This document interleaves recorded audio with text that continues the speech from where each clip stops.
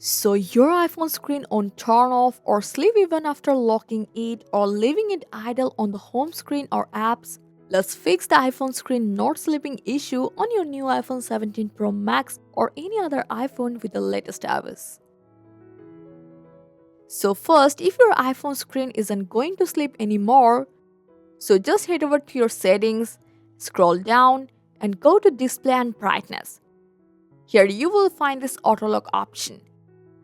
So you have to make sure it's not set to never. Choose a time like 30 seconds or 1 minute for the best result.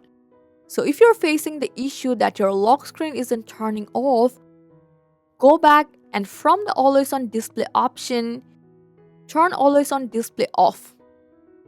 Now lock your phone and check.